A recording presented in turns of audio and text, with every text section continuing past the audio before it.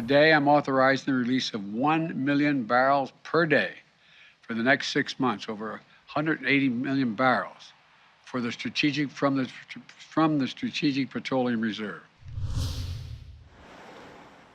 As the price of gas at the pump reaches near record highs in the U.S., President Biden announces the release of strategic oil reserves to appease global markets and limit the political fallout as the crisis with Russia escalates.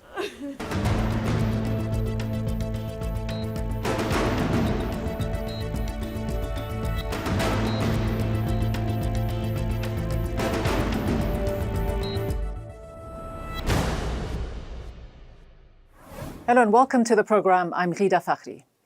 As the US's European allies continue to weigh their options to reduce their import of Russian hydrocarbons following the Biden administration's complete ban on imports of Russian oil, gas and coal last month, and the EU's decision to reduce its Russian gas imports by 2/3, Western governments fear inflationary trends will continue. Gas prices in the US have been steadily rising since the beginning of 2021, but have hit a record high in mid-March. On average, they've spiked more than 70 cents per gallon in the US since the start of Russia's offensive in Ukraine on February 24th.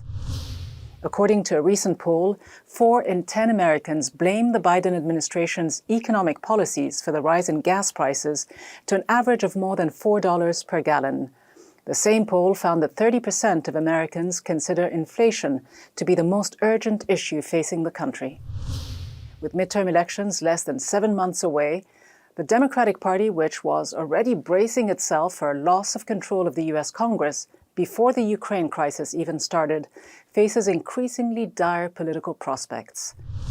Joining me now to discuss the political fallout of the energy crisis is Jay Hakes, a former administrator of the U.S. Energy Information Administration. He's also an energy historian and author of the book, Energy Crises, Nixon, Ford, Carter, and Hard Choices in the 1970s. Jay Hakes, you led the Energy Information Administration during the Clinton administration. Putting the current energy crisis in historical context, President Biden will no doubt remember the 1980s, in fact, the 1980 presidential race that Jimmy Carter fought when he put on a sweater and he asked Americans to dress warm, to turn down their thermostats in response to the fuel shortages of the 1970s. The Senate that year later flipped to Republican control. These are different times, no doubt, but could history repeat itself? Well, it could. I don't think anything is preordained, but it did teach us that Americans do not like gasoline lines. They don't like high gasoline prices. They don't like inflation, and they are at times willing to sacrifice. A little bit earlier, back in the 70s, people did change their energy habits. They drove slower. They bought automobiles that were more efficient, but after a while, people might get tired of that. So I think you do have to pay attention to public opinion, and right now I think most people are willing to make some sacrifice. How long that would go on, I think is a good question. And paying attention to public opinion is undoubtedly what President Biden is doing today, trying to bring down the price of gas at the pumps for Americans ahead of the midterm elections. Will his decision to release 1 million barrels of oil a day from the Strategic Petroleum Reserve be enough to offset the loss of Russian oil from world markets and to appease American public opinion? The release from the Strategic Petroleum Reserve is helpful, but it's not enough by itself. It's a little fuzzy how much oil we're missing from the world oil market right now. I would estimate probably about 3 million barrels, and the world market each day is about 100, so 3%. The Strategic Petroleum Reserve from the United States would amount to 1 million barrels a day. Releases from other countries would add to that, conservation would add to that, and then eventually increased private production or even OPEC production, but probably private production in the US and elsewhere could do it. So I think if you look at this as a three-legged stool, that it's a helpful step and shouldn't be dismissed lightly. A helpful step perhaps, but not likely to make a huge difference when it comes to the amounts of oil that will be released onto the market. It's interesting to note, though, that the Strategic Petroleum Reserve was set up in the 1970s at the time after the Arab members of OPEC cut production, embargoed the United States because of its support of Israel in the 1973 war. It was constructed to store up to 718 million barrels of oil for emergency use. The 1 million barrel a day drawdown from that reserve that Biden has ordered is around 1% of global petroleum consumption, about 5% of US petroleum use. It's the biggest withdrawal in over 45 years. But how much of an impact is it really going to have, and how difficult would it be to restock the amount that is being released? Well, there's two questions there. One is, I look at it slightly differently. If the shortage in the world market is 3 million barrels a day, it's 1/3 of the shortage. So, and that's a more important comparison than its percentage of the world market, because, you know, for instance, a lot of Russian oil is sold within Russia, so that's not really affected by any embargoes on either side.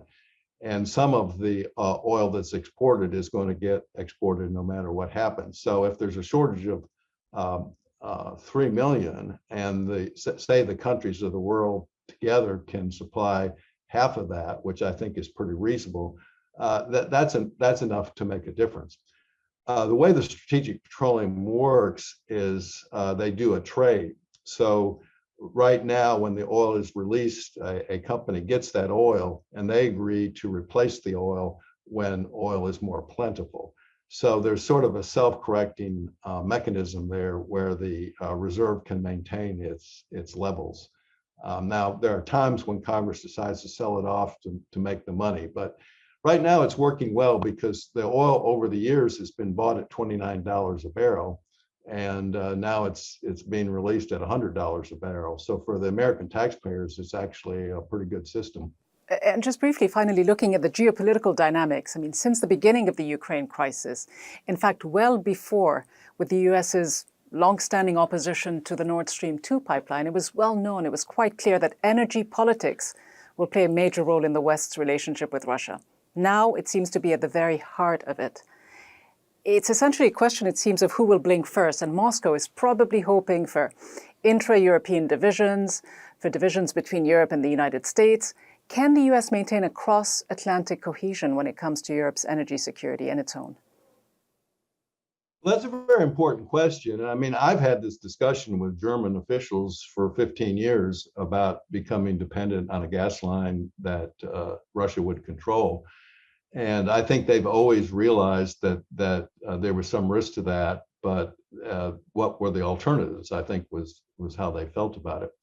So now there's been quite a reversal in policy, and it's a big deal in Germany because they use a lot of natural gas. They don't produce natural gas, so they have to import it from elsewhere if they do not import it from Russia. So that the question that you ask is the big question. So far, the cohesion has been very impressive, you know, none of us can predict the future or what will be the attitudes in 6 months. But right now, there seems to be quite a resolve that in the short run, they're going to use conservation measures. They're going to use things in the short run, and then try to increase their ability to import liquefied natural gas, which might come from the Middle East or it might come from the United States. Australia is kind of far away, but they have liquefied natural gas. All right. Jay Hakes, former head of the Energy Information Administration and author of the book Energy Crises. Thank you very much. Okay, thank you. Now, the rise in oil and natural gas prices on international markets has prompted the Biden administration to seek additional and alternative crude oil sources, particularly after pressures on its OPEC Gulf allies to increase output failed. Earlier last month, the administration sent a delegation to Venezuela, which has been under US sanctions since 2019. Caracas has been barred from exporting its oil to the United States, which used to be its largest market. Sanctions have also hindered investments in the Venezuelan oil industry. Venezuela holds 18% of the world's crude oil reserves, the largest in the world, larger than Saudi Arabia. In comparison, the US, which is today the largest producer of crude oil, has 2.1% of the world's reserves. The Biden administration has also called on Saudi Arabia to increase its production above its OPEC quota, but has been rebuffed. Similarly, the United Arab Emirates, a longtime US ally, has refused to increase its crude output in any significant way and decided to remain neutral on the Russia-Ukraine conflict. With OPEC resisting US and European pressures to raise its output to mitigate tensions on world markets, Biden's decision to tap into the US strategic reserves is largely seen as a band-aid that will likely not ease tensions on markets in the medium and long term, particularly if European countries boycott Russian oil. Joining me now is Wald, Senior Fellow at the Atlantic Council's Global Energy Center and author of the book Saudi Inc. Wald, the United States is trying to have OPEC increase its quotas. It's been leaning on the UAE, leaning on Saudi Arabia to increase their production of crude oil and to play once again the role of a swing producer. But it failed, and it has also requested that Qatar and Algeria increase their gas exports, so far with very modest results. Production capacity aside, though, there's a clear sign, isn't there, that Russia has some clout within OPEC plus, that's OPEC with the 10 other crude oil producers. It must have come as a surprise. Well, I think that it probably shouldn't have come as a surprise because the OPEC Plus group has been pretty well established over the past several years.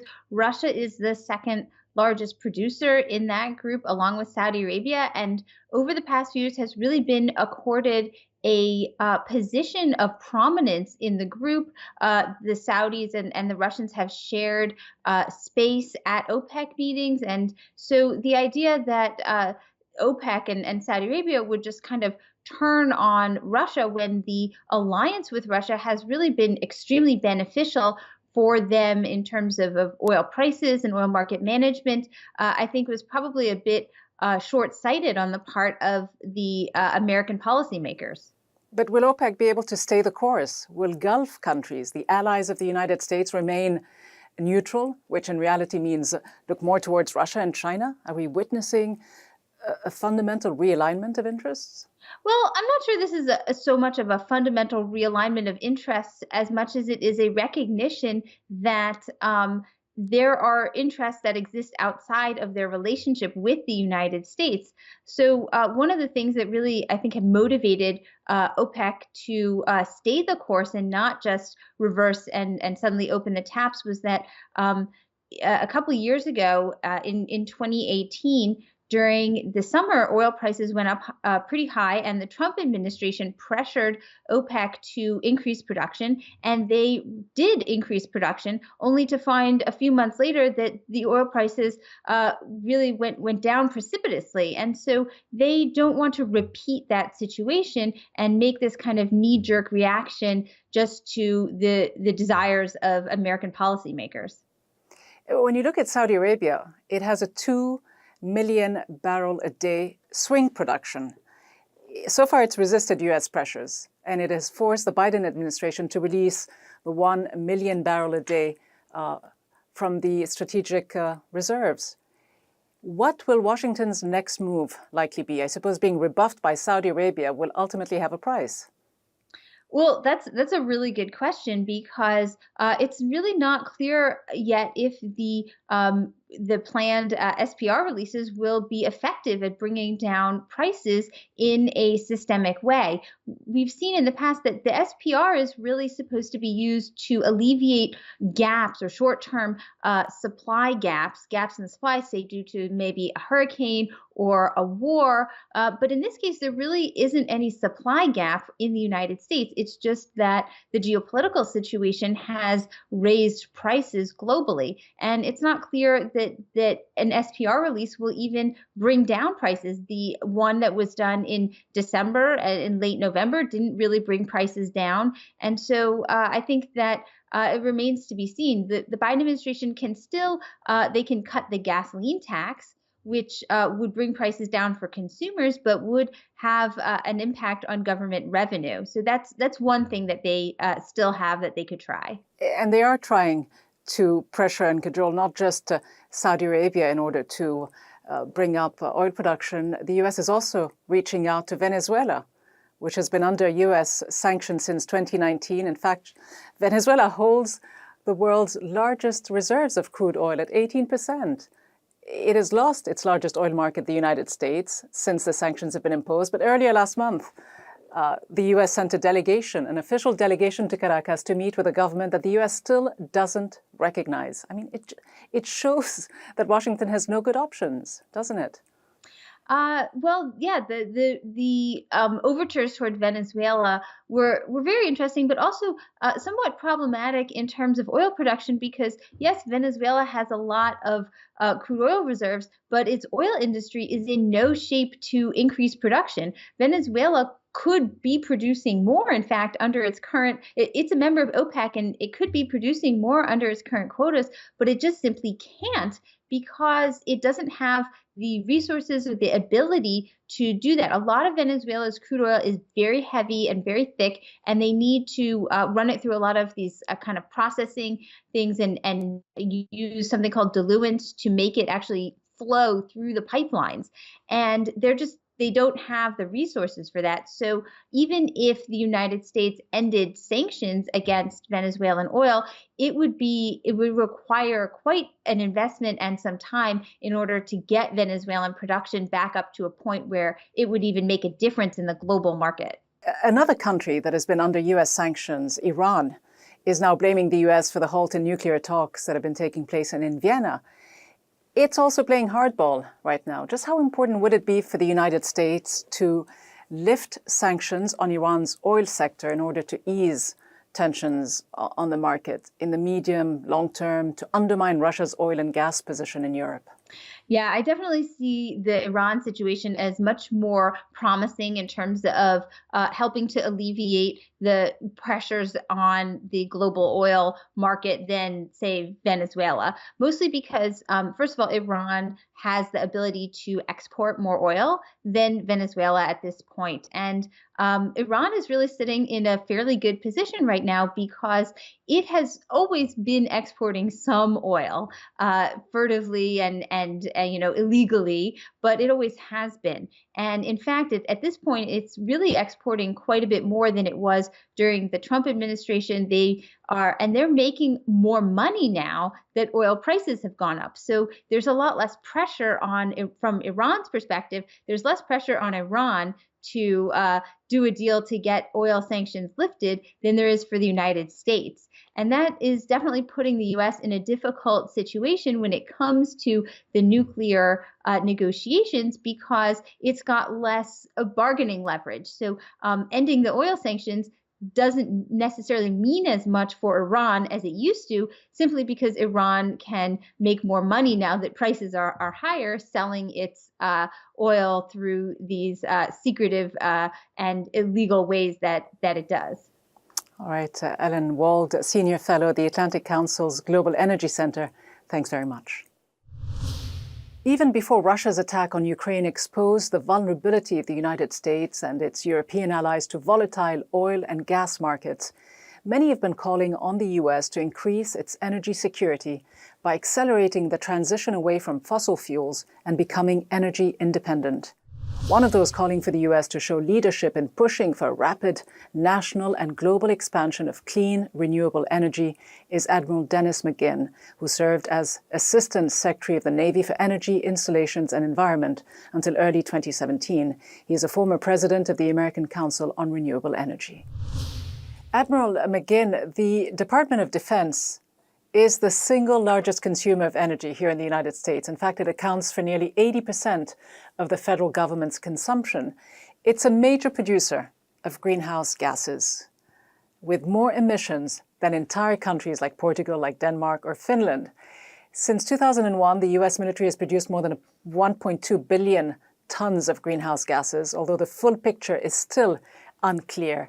How do you change this reality when the US military isn't even required to track its carbon emissions, let alone reduce them?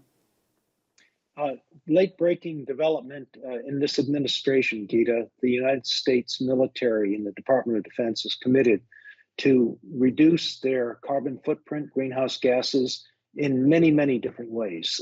Ashore and installations by incorporating more solar and wind, energy efficiency across the board, and operations looking for more efficient types of airplanes, combat vehicles, ships. The Department of Defense is on record with a strategy for climate change as part of the national security strategy. So the recognition that we need to reduce our carbon footprint without impacting the ability to carry out missions that are very, very necessary. We see this now. But that's a desire, though. That's a strategy. But military fuel consumption still isn't reported at all. How realistic is it to change course right now? Can you seriously expect the US, the West in general, which has traditionally placed access to oil over any other consideration, to fundamentally change its energy policy? We need to switch, not just the US military, but the world needs to switch off of our addiction to fossil fuel.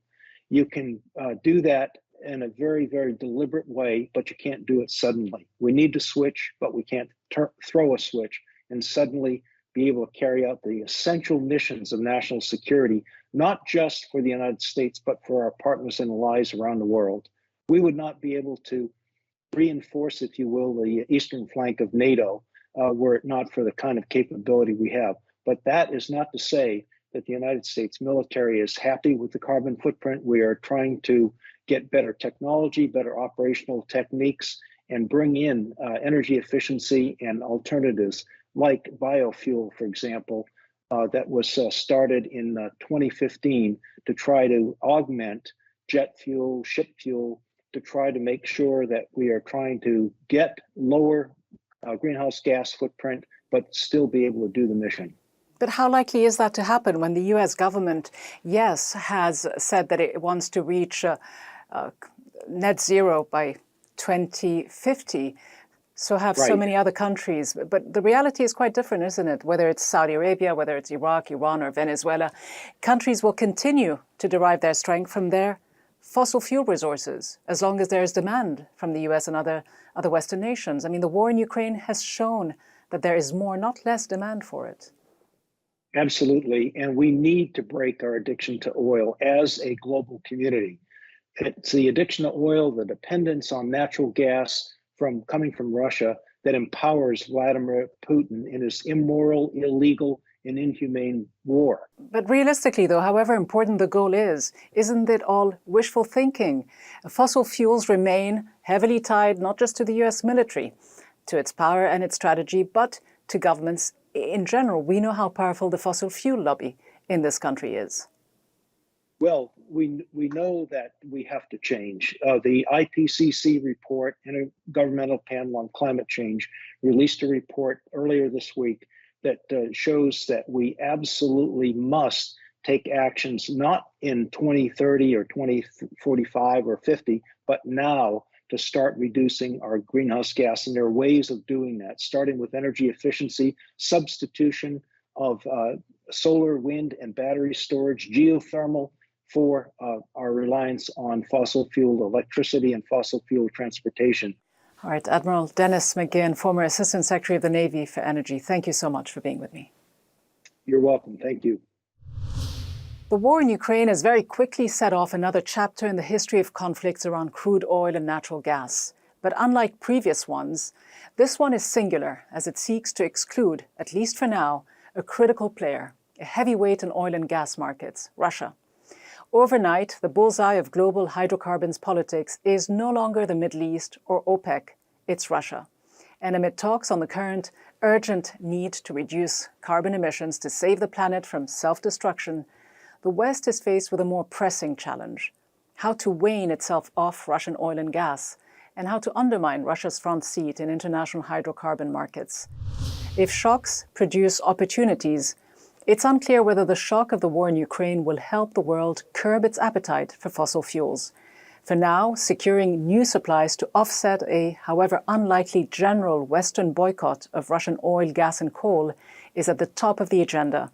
So much so that Washington didn't shy away from knocking on Venezuela's door, a country it has put under harsh sanctions since 2019, boycotting its oil.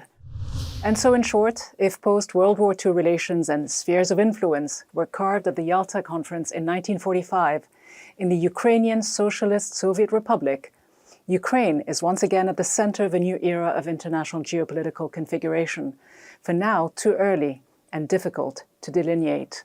Oil expert Daniel Yergin published a few months after the 1990 Iraq invasion of Kuwait a seminal book about energy politics, The Prize, the Epic Quest for Oil, Money, and Power. Now in 2022, the new quest is to boycott the largest oil and natural gas producer in the world, Russia, or as Yergin might argue, to maybe control it. That's all from me, Ghida Fakhry, from the team. Thanks for watching.